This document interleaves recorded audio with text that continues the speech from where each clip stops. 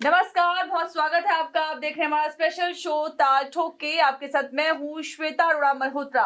लोकसभा चुनावों की सुगबुगाहट तेज हो गई है और जैसे जैसे चुनाव करीब आ रहे हैं वैसे वैसे चर्चाओं का दौर भी शुरू हो गया है। 22 जनवरी को अयोध्या में रामलला की प्राण प्रतिष्ठा के बाद पूरे देश का माहौल राममय हो गया और उसके बाद अब सवाल ये है कि 2024 का लोकसभा चुनाव क्या राम के नाम पर लड़ा जाएगा या फिर काम के नाम पर।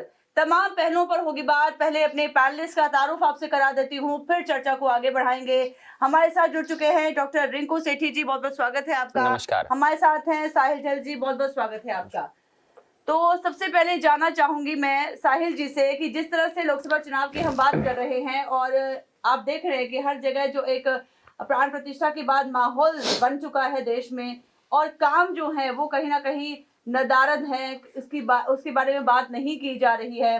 तो क्या आपको लगता है कि सबसे पहले जो बड़ा सवाल ये है कि लोकसभा चुनाव राम के नाम पर या फिर काम के नाम पर? देखिए, पिछले इलेक्शन की बात करें तो मैनिफेस्टो के अंदर हमारा राम मंदिर एक मुद्दा था जी। जिसको पूरा किया मोदी सरकार ने हम्म। और उसके साथ साथ काम भी किया है। तो राम के आशीर्वाद से ही काम हो रहे हैं और राम के नाम पे ही वोट भी चलेंगे और काम भी चलेगा। तो दोनों चीजें हैं, क्योंकि काम की भी गिनती कराऊं तो एक लंबी फहरिस्त है उसमें। ऐसा नहीं है कि सिर्फ हम राम के नाम पे ही वोट मांगेंगे। 500 साल का इंतजार खत्म किया इसी सरकार ने किया। आजकल तो दूसरी जो पार्टियां हैं वो तो सिर्फ तोड़ने का काम करती हैं देश को।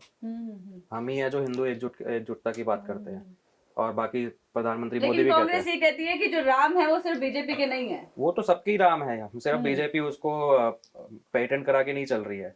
बट यही सरकार है जो बोलती है सबका साथ सबका विकास, सबका सब साथ में लेके चलती है। तो रिंकू जी का रुख करना चाहूंगी। रिंकू जी, क्या लगता है आपको, क्या बेरोजगारी और महंगाई जैसे मुद्दे जो हैं वो राम के आगे, धर्म के आगे फीके पड़ जाएंगे?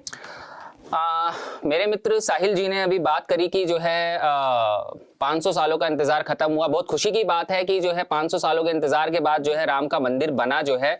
लेकिन भावनाओं के आधार पर जो है आप जनता को ज्यादा लंबे समय तक जो है लुभा नहीं सकते हैं।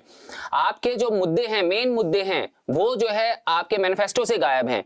आपका मुद्दा बेरोजगारी का, आपका मुद्दा भ्रष्टाचार का, आपका मुद्दा जो है महंगाई दर का। मैं एक डेटा शेयर आप लोगों के साथ करना चाहूंगा। महंगाई दर श्वेता जी जो है 5% पर पहुंच गई है हमारी। बेरोजगारी दर की अगर हम बात करें तो जो है लगभग 14% के डेटा को हम टच कर रहे हैं। और अगर हम वर्ल्ड वाइड की बात करें, एसडीआई इंडेक्स की बात करें तो हम जो है 132वें पायदान पर आते हैं।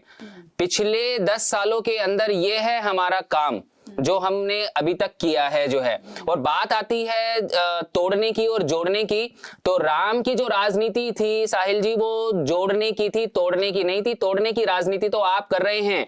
आप बिहार में अगर घुसते हैं तो नीतीश और लालू यादव की पार्टी को तोड़ देते हैं। आप महाराष्ट्र में घुसते हैं तो शिवसेना को तोड़ देते हैं। आप जो है आप पंजाब में घुसते हैं तो अकाली दल को तोड़ देते हैं। जहां आप घुसते हैं और जो आपकी बात नहीं मानता उसके पीछे ईडी की फोर्स छोड़ देते हैं। ईडी की फोर्स का सही उपयोग का वो रहना था। जिन्होंने क्यों नहीं नीतीश कुमार के पीछे पड़े हैं ईडी, क्यों नहीं दूसरे नेताओं के पीछे? आप मुझे एक बात बताइए कि एक बात बताइए कि ईडी की इंक्वायरी अभी तक इस देश के अंदर कोई भी एक ऐसा बीजेपी का लीडर है जिसके ऊपर हो रही है? सारी ईडी की इंक्वायरी जो हो रही है वो नॉन बीजेपी पीपल के ऊपर छोड़ी गई है। जो नहीं बिक रहे हैं उनके पीछे जो है ईडी छोड़ दी गई है।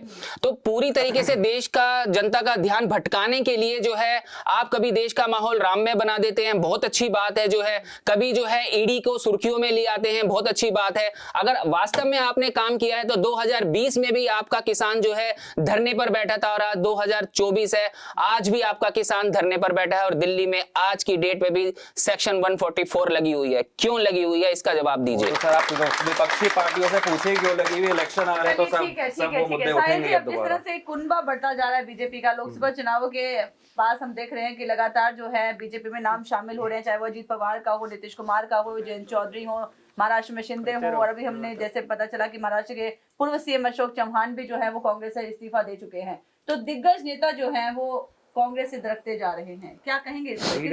लीडरशिप की कमी है एक तो। आप खुद देखिए, जो लीडरशिप है, हमारे प्रधानमंत्री मोदी ने भी पार्लियामेंट में बोला था कि प्रोडक्ट बार बार लॉन्च करेंगे तो कितना चलेगा। तो मुद्दा वही है कि आप लीडरशिप की कमी है। आप नए लोगों को लेके आइए, स्ट्रॉन्ग अपोजिशन बनाइए, उसमें लड़ने में भी मजा आता है। क्या कहेंगे इस पे डॉक्टर रिंकू जी? मेरे मित्र साहिल जी ने कहा कि नए चेहरे को लेकर आइए। बिल्कुल, नया चेहरा तो बीजेपी में भी आना चाहिए। आपने जो है अपने पुराने चेहरों को हटा दिया और नए चेहरे प्रधानमंत्री के पद के ऊपर जो है अभी तक आप नहीं ले। प्रधानमंत्री नरेंद्र मोदी के बाद कौन? इसका जवाब खुद भाजपा के पास नहीं है। ये सवाल पूछने से जो है हर भाजपाई डरता है कि अगर ये सवाल हम अपने हाईकमान से पूछ लिया तो कल हम पार्टी में रहेंगे या नहीं रहेंगे, हमें खुद नहीं पता। हमारे पास नेताओं की कमी नहीं है, हमारे पास आदित्यनाथ हैं, अमित शाह हैं, बहुत लोग हैं हमारे पास। आपने लाल कृष्ण आडवाणी जी को जो है आप उनके अंतिम चरण में जो है जाकर उनको जो है भारत रत्न दिया। जो है आपने जो है अपनी 2014 से पहले की अटल बिहारी वाजपेयी गवर्नमेंट के जो दिग्गज नेता थे उनको साइडलाइन कर दिया। यानी कि जिस नेता का कद बढ़ता है, आपके बराबर आना चाहता है, आप उसी की सीट को नीचे से खिसका देते हैं जो है। यानी कि आपके कद के बराबर कोई नहीं आ सकता। तो ये किस टाइप की राजनीति है, किस टाइप की पॉलिटिक्स है?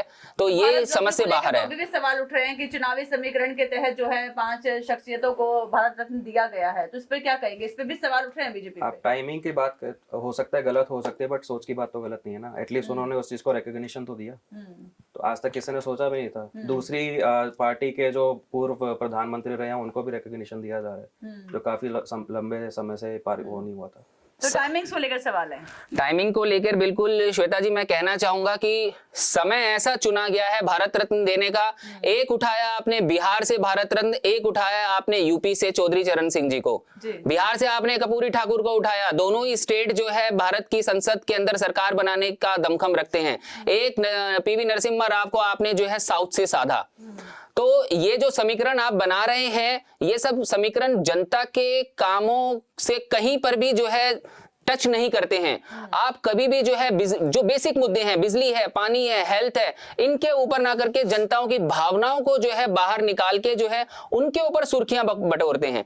आपने कहा कि अब की बार जो है आप 400 के पार हो जाएंगे। अगर इसी तरीके से जो है जनताओं की, पब्लिक की भावनाओं को, फीलिंग्स को जो है आप सुर्खियों में रखेंगे तो वैसे आप 400 के पार नहीं 500 के पार भी जा सकते हैं। लेकिन ये भी सवाल है कि धर्म की बात होती है यहाँ पर, श्री राम की बात होती है यहाँ पर, लेकिन जो देश का अन्नदाता है वो सड़कों पर बैठा हुआ है। बिल्कुल। इसको लेकर आप क्या कहेंगे? किस तरह की रणनीति जो है वो है सरकार की कि देश का जो अन्नदाता है उसे भी इंसाफ मिले? श्वेता जी मैं बताना चाहूंगा कि अगर किसानों के मुद्दे इतने ही खराब हैं तो किसानों को मनाने के लिए जो है केंद्र सरकार की एक टीम जो है क्यों गई हुई है पंजाब? आखिर कुछ ना कुछ तो मुद्दे होंगे ऐसे जो किसानों को शांत करने की कोशिश की जा रही है। आखिर वो धरना प्रदर्शन करना चाहते हैं, शांति से आना चाहते हैं। आपने क्यों दिल्ली को जो है, अभी वो घुसे भी नहीं है, उससे पहले दिल्ली को 144 के हाथों में दे दिया जो है। क्या किसानों को अपनी बात रखने का अधिकार नहीं है? बिल्कुल है। तो आप उनको रोक रहे हैं। किसानों को बात रखने का अधिकार नहीं बात है? रखने का अधिकार सबको है। इसलिए हमारे अर्जुन मुंडा जी और पीयूष गोयल जी लगातार मीटिंग कर रहे हैं किसान नेताओं से। और पिछले 2020 में भी आप हालात समझ सकते हैं, जो असली किसान है वो अभी भी काम कर रहा है अपने खेतों में।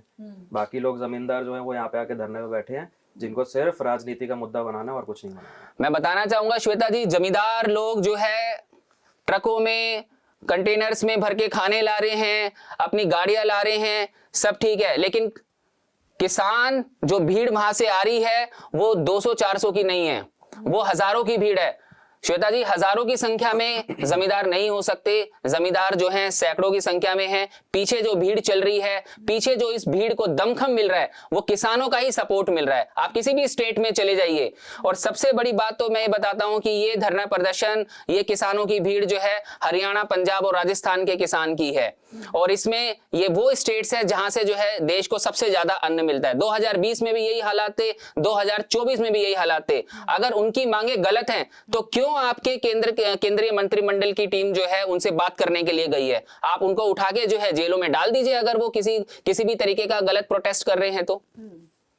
चलिए अब बुलडोजर पर भी आ जाते हैं, क्योंकि बुलडोजर को लेकर भी कई सवाल जो है वो खड़े होते हैं कि जिस तरह से बुलडोजर की जो कार्रवाई है वो सिर्फ और सिर्फ मुस्लिम्स के ऊपर होती है, मुसलमानों को टारगेट किया जाता है, इस तरह से बातें जो होती है, विपक्ष यही बात बोलता हुआ नजर आता है। तो इसको लेकर क्या कहना चाहेंगे आप? जितने भी मुद्दे देखें, मैं किसी धर्म निरपेक्ष उस पर नहीं जाऊंगा, किसी उसको हाईलाइट नहीं करूंगा, बट बोलने का अधिकार सबका है, अपने रिलीजन को सपोर्ट करने का अधिकार सबका है। आप हल्द्वानी का ही अभी एग्जांपल ले लें, या किसी और भी, अभी जुलूस निकलता है हिंदू का, पत्थरबाजी कौन करता है? सबसे पहले घरों में अगर तलाशी ले जाए, छतों पे पेट्रोल बम और पत्थर किसके यहाँ मिलते हैं? हिंदू नहीं शुरुआत करता है, शुरुआत सामने से होती है। हिंदू हमेशा दबाया गया। आप नूह का एग्जांपल ले ले, गोलियां कौन चला रहा था? तो अगर लेकिन इस तरह की जो स्पष्टीकरण है वो देश को तोड़ते हैं या देश को बांटते हैं, आपको नहीं लगता ऐसा? बांटते हैं, बट हाँ थोड़ा सा तरीका गलत हो सकता है। बट फिर वही है कि आप दब के रहना चाहते हो तो दब के रहेंगे, लेकिन एक्शन लेना तो ये सरकार का अपना तरीका है।